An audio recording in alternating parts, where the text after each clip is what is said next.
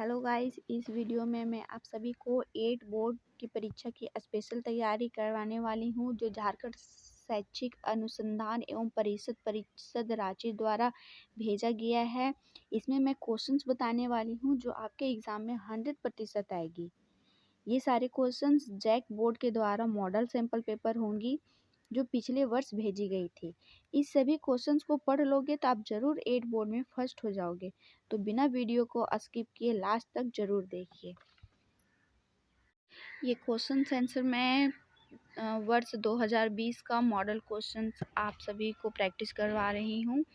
इसमें सबसे पहले जो दिया जाता है वो पैसेज होता है। पैसेज को अच्छे से पढ़ करके प्रश्न का आंसर दिया जाता है। ठीक है, तो मैं पैसेज को पढ़ने वाली हूँ, आप सभी कोई ध्यान से देखिएगा और इसके क्वेश्चंस का आंसर दीजिएगा।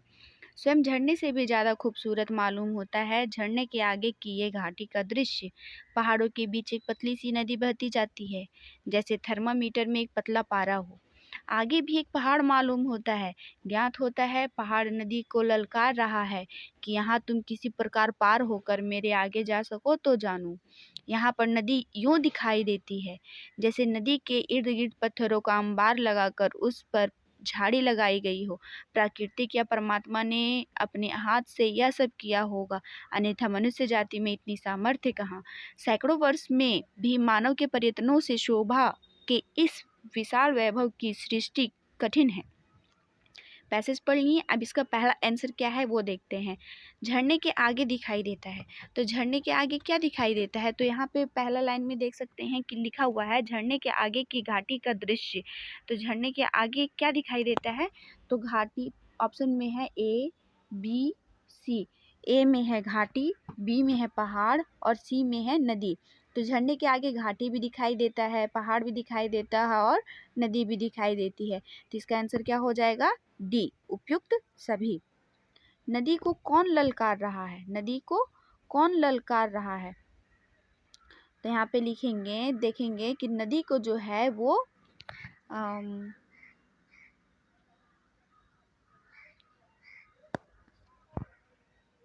हाँ, यहाँ पे तीसरा लाइन में आप देख सकते हैं कि ज्ञात होता है पहाड़ नदी को ललकार रहा है।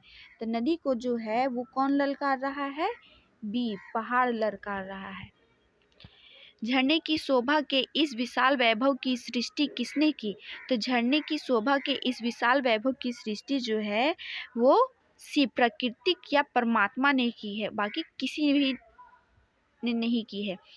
क्वेश्चन नंबर 2, ये पहला था पैसेज में 1 से 3 तक क्वेश्चन था, इसका आंसर हम सभी ने दे दिया। अब क्वेश्चन नंबर 2 में आगे बढ़ते हैं। क्वेश्चन नंबर 2 क्या है, विद्यालय के लिए प्रकाशित होने वाली पंख पत्रिका के संपादक को अपनी कविता प्रकाशित करने के लिए लिखे गए पत्र के छूटे हुए अंश को भरिए, जो प्रश्न संख्या 4, 5 और 6 के रूप में बॉक्स में क्रमांकित है। मतलब कि क्वेश्चन नंबर 4, 5, 6 में भी 4 ऑप्शन दिए गए हैं, जिनमें से आपको एक सिलेक्ट करना है।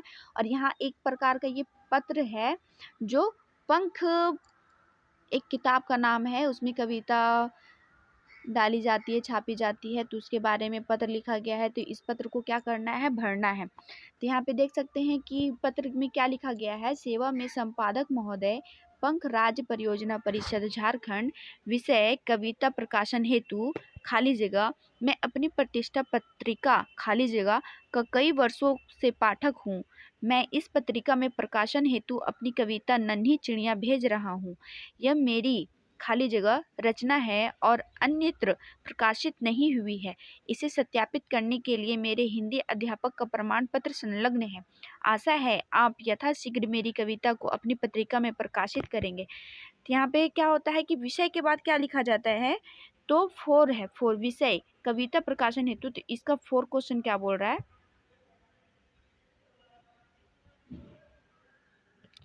4 में हम क्या भरेंगे, 4 में भरेंगे महाशय। महाशय या महोदय होता है, महाशय या महोदया नहीं होता है, आदरणीय और नमस्ते भी नहीं होता है। तो पत्र में वहाँ पे विषय के बाद भरा जाता है महाशय या महोदय। जब भी आप लोग स्कूल में एप्लीकेशन लिखते होंगे तो वहाँ पे महाशय ही लिखते होंगे। क्वेश्चन नंबर 5, 5 का आंसर क्या हो जाएगा, 5 की जगह पे ए, पंख। कौन सा कविता, वो कौन सा बुक का प्रकाशन डालने वाला था, तो पंख। क्वेश्चन नंबर 6 का आंसर हो जाएगा सी, मौलिक अधिकार। क्या है? मौलिक रचना है, मौलिक रचना है, खुद की वो बनाई हुई रचना है, इसलिए मौलिक रचना है। क्वेश्चन नंबर 3, नीचे लिखे गए गद्यांश को ध्यानपूर्वक पढ़िए और प्रश्न संख्या 7 एवं 8 के उत्तर सही विकल्प चुनकर दीजिए। यहाँ पर भी एक पैसेज दिया हुआ है, इसको अच्छे से पढ़ना है ध्यान से, और यहाँ पे 3 क्वेश्चन, 2 क्वेश्चन 7 और 8 का आंसर देना है जो इस पैसेज से रिलेटेड है। चाहे गांव हो या शहर, एक पड़ोसी ही दूसरे पड़ोसी के सुख दुख में साथ देता है। ये तो सही बात है। वह जन्म दिन तथा विवाह आदि सांस्कृतिक शुभ अवसरों पर भी हमारे सुख में निष्कपट भाव से शामिल होता है और विपत्ति के समय भी वह ही हमारी दाहिनी बाह बनकर सहारा देता है। पहला क्वेश्चन नंबर 7, गद्यांश क्या है? तो गद्यांश के लिए एक उपयुक्त शीर्षक दीजिए। तो यहाँ पे क्या होता है, एक गांव है या शहर है, और गांव है या शहर है, उस शहर के जो पड़ोसी होते हैं वो क्या करते हैं, हमारे सुख दुख सभी चीज़ों में साथ देते हैं। तो 7 का आंसर क्या हो जाएगा? डी, पड़ोसी का महत्व, क्योंकि हमारे पड़ोसी जो है उसी के बारे में दिया हुआ है, तो इसका सबसे अच्छा जो शीर्षक हो जाएगा वो डी हो जाएगा। पड़ोसी हमारा साथ कब देता है? तो आप सभी को इस गद्यांश से बताया गया है, पड़ोसी हमारा साथ कब देता है? सुख में भी देता है, दुख में भी देता है, जन्मदिन में भी देता है, विवाह में भी देता है। तो इसका आंसर हो जाएगा डी, उपयुक्त सभी। छोटा जादूगर शीर्षक, अब ये किताब से कहानियां हैं, किताब से क्वेश्चन आंसर है, तो आप इसे अच्छे से किताब अगर पढ़े होंगे तो अच्छे से इसका आंसर दे पाएंगे, वरना नहीं पढ़े होंगे तो आप यहाँ पे ध्यान पूर्वक से सुनिए और इसे नोट भी करते जाएंगे तो बहुत अच्छी होगी, आपकी क्वेश्चन आंसर कंप्लीट हो जाएगी और आप एग्जाम को अच्छे तरीके से लिख सकोगे। छोटा जादूगर शीर्षक कहानी में बालक के किस या किन गुणों को उभारा गया है? तो छोटा जादूगर जो कविता है उसमें जो बच्चा होता है वो किन गुणों को जो है वो बाहर दिखाता है? तो इसका आंसर हो जाएगा 9 का डी, सभी विकल्प, साहस, स्वावलंबन और मातृ सेवा तीनों। पथ की पहचान शीर्षक कविता में कवि पथ की पहचान करने कहता है, क्योंकि क्यों कहता है? तो इसका हो जाएगा बी, सफलता प्राप्त करना कठिन हो जाता है। इसका आंसर क्या हो जाएगा? ए, सफलता प्राप्त करना आसान हो जाता है। क्यों? क्योंकि अगर जब हम मेहनत करते रहेंगे लगातार तो इसका आंसर क्या हो जाएगा? सफलता प्राप्त करना आसान हो जाता है। अशोक का शस्त्र त्याग शीर्षक एकांकी का प्रमुख पात्र अशोक कहाँ के सम्राट थे? तो 11 का आंसर हो जाएगा बी, मगध। अशोक जो था वो मगध का शासक था, सम्राट था। अमृत को पेड़ शीर्षक पाठ में अमृत का पेड़ अंततः काट दिया गया, जिसका कारण क्या था? क्यों अमृत के पेड़ को काट दिया गया था? इसका आंसर हो जाएगा ए, अंधविश्वास के कारण। उस कहानी में बताया गया था, तो उस स्टोरी को पढ़ करके जब समझ में आया होगा तो उसमें बताया गया अंधविश्वास के कारण उस पेड़ को काट दिया था, क्योंकि उससे बहुत सारे भूत, चिड़िया, चुड़ैल वगैरह रहा करती थी। क्वेश्चन नंबर 13, राम का भरत को संदेश पाठ किस महाकाव्य का अंश है? इसका आंसर हो जाएगा सी, रामचरितमानस। क्वेश्चन नंबर 14, बूढ़ी पृथ्वी का दुख शीर्षक जो कविता है में बूढ़ी पृथ्वी को किस बात का दुख है? तो पृथ्वी को किस बात का दुख है? पृथ्वी क्या हो गई? बूढ़ी हो गई है, तो उसको किस बात का दुख है? 14 का आंसर हो जाएगा सी, प्राकृतिक का दोहन और प्राकृतिक का प्रदूषण, इस दोनों चीजों का पृथ्वी को क्या है? दुख है।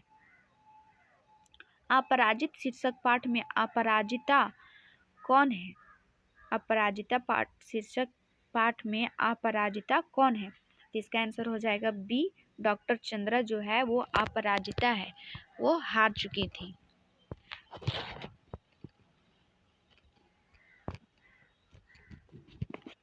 क्वेश्चन नंबर 16, भीगी बिल्ली बनना मुहावरे का अर्थ है।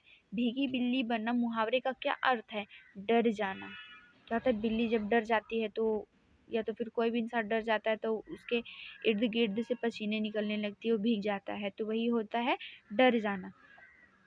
क्वेश्चन नंबर 17, परोपकार का संधि विच्छेद क्या होता है? इसका आंसर हो जाएगा बी पर जोड़ उपकार। विलोम शब्द युग्म चुनिए कि इसका सही उल्टा कौन है।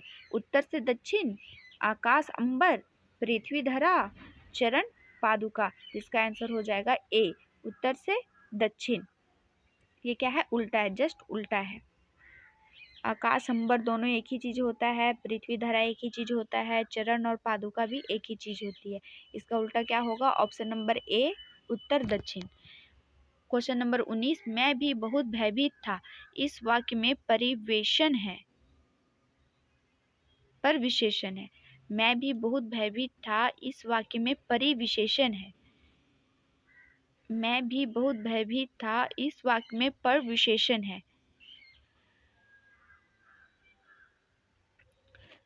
तो इसमें पर विशेषण क्या है, तो इसका आंसर हो जाएगा सी, बहुत। बहुत क्या है, पर विशेषण है। विष शब्द का पर्यायवाची शब्द नहीं है, तो विष किसे नहीं कहा जाता है, तो इसका आंसर हो जाएगा डी, अमी को। जहर भी विष को कहा जाता है, गरल भी विष को कहा जाता है, हलाहल भी विष को कहा जाता है। अमीय जो है वो इसका पर्यायवाची शब्द नहीं है।